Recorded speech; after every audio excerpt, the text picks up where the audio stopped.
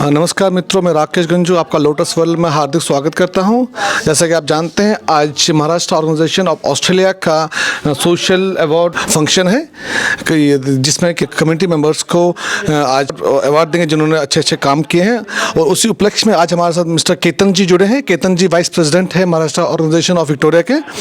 तो हम उनसे बात करेंगे, उनसे हम उनकी आत्मकथा और वो महाराष्ट्र ऑर्गेनाइजेशन के साथ कैसे जुड़े उसके ऊपर हम बात करेंगे। सबसे पहले केतन जी नमस्कार। नमस्कार, आपका वो लोटस वर्ल्ड में हार्दिक स्वागत है। thank you very much for giving me an opportunity to say a few words about Maharashtra Organization of Australia. Maharashtra organization Australia जो है ये खाली एक संगठन या फेसबुक पेज या एक ऑर्गेनाइजेशन खाली या तो एक वेबसाइट ऐसे नहीं है। ये बहुत बड़ी मूवमेंट है। ये जो मूवमेंट है it's not nothing about Marathi language, nothing about people from Maharashtra, but it's about Maharashtra culture, it's about Maharashtrian food, it's about Maharashtrian business is coming together, and it's nothing about Australia also. It's about the whole world. We want to unite everybody, all who are interested in Maharashtra and Maharashtrian culture and everything about Maharashtra together under this movement. So Ketan ji, सबसे पहले अगर आप ये बताओगे कि ये movement जो है ये इनिशिएट प्रारंभ कैसे हुआ, इसके पीछे क्या सोच थी, क्या थिंक टैंक था जिन्होंने कि एक एकत्रित होने का ये निर्णय लिया हुआ है और उसका उपलक्ष्य, उसका ये रिजल्ट ये है कि आज हम एक अच्छी खासी एक प्रोफेशनल वेल ऑर्गेनाइज्ड ऑर्गेनाइजेशन को हम फलता फूलता देख रहे हैं। यस, क्या हुआ सर जी कि आपने सुना रहेगा महाराष्ट्र अखिल महाराष्ट्र मंडल यूएसए, वो तो बहुत सालों से 50 साल से उनका हर साल फेस्टिवल, हर 4 साल में उनका वो होता है। दुबई में है महाराष्ट्र मंडल, कुवैत में है, सिंगापुर में है। ऑस्ट्रेलिया में कम से कम मेरे ख्याल से 10 के ऊपर लोकल ऑर्गेनाइजेशंस है जो मराठी लोग को, but they are not united, they are all separate from each other. They are either local or limited to, there is one organization in West Melbourne, west side of Melbourne, western suburb of Melbourne. Now recently they had an AGM and उसमें मैं भी था, तो I suggested and they all accepted that it will be now not only limited to Western Australia. तो हमारा ऐसा है, मतलब एक विक्टोरिया में भी है।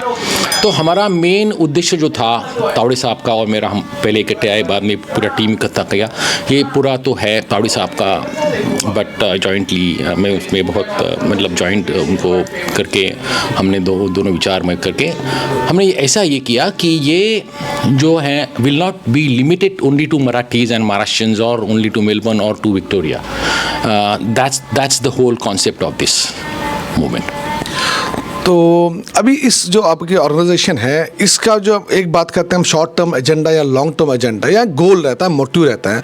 तो ये ऑर्गेनाइजेशन जब बनी, आपने कुछ तो गोल, कुछ तो प्लान, कुछ तो रखा होगा क्या क्या आपको करना है। So apart from B2B business, apart from business जो कि मैंने इसके बारे में सुना हुआ है, आप CSR में क्या क्या किस हद तक आप जाने की आपकी चेष्टा है या आप अभी तक गए हो? सर, ऑस्ट्रेलिया में जो है पंजाबी कम्युनिटी और बाकी जो कम्युनिटीज़ है south Indian and Australians know about it. Australians, the whole of Australia knows about that. हमारा one of the main उद्देश्य ऐसा रहेगा कि to inculcate and to embed and to introduce Maharashtrian culture, Maharashtrian food and everything about Maharashtra to Australians, so that they don't think it's only Sat Sri Akal or it's only Namaste. Yes. It's also Jai Maharashtra or whatever we say, Namaskar. So that's one of the main. I think आप मेरे प्रश्न को उसे ये direction में आपने सोचा। मेरा प्रश्न था कि CSR, corporate social responsibility, because कि जो आपका जो ग्रुप है मोस्टली ये सभी बिजनेस ओनर्स यहाँ पे है, तो हर एक बिजनेस ओनर का एक सोशल एक रिस्पॉन्सिबिलिटी रहती है।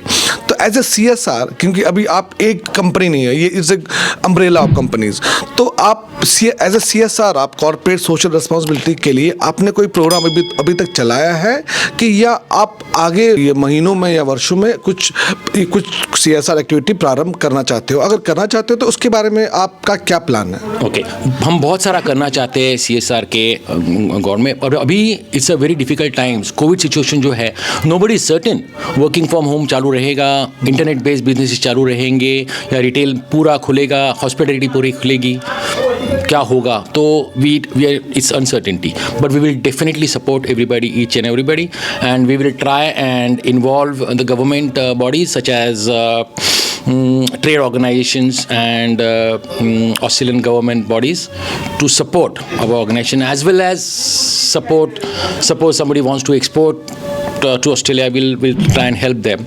So, and also any business in Australia wants any support in India, we'll try and involve Indian government. So we'll do all that. But because of CSR, the thing is, because of uncertainty, we haven't taken any positive decisions or positive steps. We have lots of things in mind, but nothing concrete as yet. अगला प्रश्न मेरा, इसके बाद मैं rapid fire प्रारंभ करूंगा आपके साथ। अगला प्रश्न ये है जो मैं जब अपने गांव में था तब मैं हिंदू भी नहीं, ब्राह्मण या शूद्र ऐसे करके कहलाया जाता था, या ब्राह्मण हो। जब मैं अपने गांव से बाहर आया अपने तालुका में, तब हिंदू या मुस्लिम ऐसा करके आया। जब मैं अपने राज्य से बाहर आया तब ये पता चला भैया ये मराठी है कि गुजराती है। और जब मैं अपने देश से बाहर आता हूँ तब मैं एक्चुअल इंडियन बनता हूँ।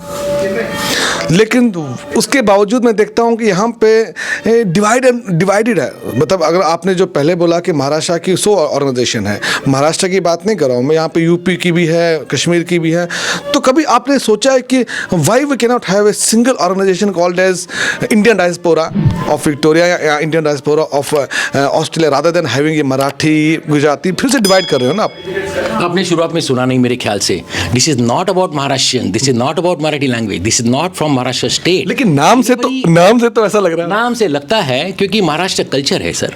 जैसे इंडिया कल्चर है वैसे Maharashtra is a culture. So and Maharashtrian culture is also an Indian culture. So we are, आप सॉरी मैं आपको इंटरप्ट कर रहा हूँ, तो आप जो सब ये बोल रहे हो कि all are welcome provided they follow the Maharashtrian culture? No, they want to know about Maharashtrian culture, or somebody wants to know about Maharashtrian culture, or somebody wants to connect with Maharashtrian culture, or somebody likes pani puri, somebody likes Bombay food. Fine, you're welcome. अब rapid fire, क्या ये organization religion के irrespective है कि you are concentrating on one religion? No, we are not bound by any religions or language or anything.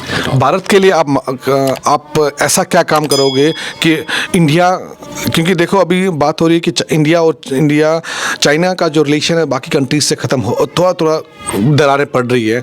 और Australia एक ऐसा market है जिस पे इंडिया फोकस कर रहा है कि अगर ऑस्ट्रेलिया चाइना से डाइवर्ट होकर, क्योंकि आपको पता है कि 70% जो इन्वेस्टमेंट है ऑस्ट्रेलिया में वो चाइना का है। अगर चाइना कल लास्ट टाइम आपने सुना होगा कि ऑस्ट्रेलियन प्राइम मिनिस्टर कुछ तो बोला था चाइना के अगेंस्ट, चाइना के एम्बेसी ने धमकी दे दी थी भैया हम तो अपना इन्वेस्टमेंट लेके वापस जाएंगे। वो हद तक चाइना का यहाँ पे बोलबाला है। तो अब गवर्नमेंट ऑफ इंडिया थोड़ा अगर आपको पता है कि मोदी और जो हमारे प्राइम मिनिस्टर हैं मोदी जी जो प्राइम मिनिस्टर इंडिया के और जो ऑस्ट्रेलिया के प्राइम मिनिस्टर मॉरिसन जी, तो उन दोनों में एक अच्छी केमिस्ट्री है। तो मुझे लगता है कि इसका फलस्वरूप हमको एक अच्छा डाउन द लाइन हमको अच्छा रिजल्ट मिलेगा। लेकिन उसमें आप हाउ यू विल कंट्रीब्यूट, आपका उसमें योगदान क्या रहेगा? आपके क्वेश्चन में आपने सब आंसर ही दे दिया पूरा। देखो अभी क्या हो रहा है, 70% of China's import of most of the products such as mainly steel, iron ore, is because they are manufacturing, you know. ना मोदी जी ने जो अनाउंस किया नई गवर्नमेंट ने कि make in India, so there'll be lots of manufacturing things happening in India. So we will try and add one more market to our exports, and it will help not only Australia but it will help India as well. तो उसी के उपलक्ष्य में उसी के उपलक्ष्य में जम्मू कश्मीर में अभी एक इन्वेस्टर समिट अगले महीने होने वाला है। आई होप आपको उसका इन्फॉर्मेशन होगा। जैसे इस इन्वेस्टर समिट में अगर हम इसमें भाग लेंगे यहाँ से, तो हम जैसे फार फ्लंग स्टेट्स है, जैसे जम्मू कश्मीर एक ऐसी स्टेट है, अभी यूटी है जिसमें इन्वेस्टमेंट की बहुत ज़रूरत है। तो आपका, मैं myself I belong to that UT, so मैं चाहता हूँ कि उस स्टेट में भी जो कि अभी तक अछूता रहा है भारत से, तो उसमें भी हर एक भारत के राज्य का एक स्टेक हो, जो कि अभी पॉसिबल है, पहले पॉसिबल नहीं था। तो आप उस इन्वेस्टर्स समिट में अगर आपने सुना होगा, तो is Maharashtra organization going to participate in that summit और not? We would love to, and we have also sent, I think one of us has sent an expression of interest email to them. But again, because of coronavirus, there are no flight. This is going to be online. It's a online. It's going to be online events, I hope. But it's too early for our organization to take such huge, big steps, because we are restricted by a number of the members. We just started recently a few weeks ago. We are not even few months old, so that way we are quite new. So we'll try and participate in as many events like this as possible and try and promote India as well as Australian businesses too. My second last question is how you differentiate this organization from rest of the Indian diaspora organizations that are running in especially in Victoria. I'm not talking about whole Australia, especially in Victoria there are so many organizations running. How you are differentiating Maharashtra organization from them? As I told you, we are not a very local, and the most of the organizations that you are talking about are very, very local. Something is based in Sydney, Indians in Sydney, Indians in Melbourne, Indians in whatever. So we are not, we are a whole Australia, in fact, the whole world organization.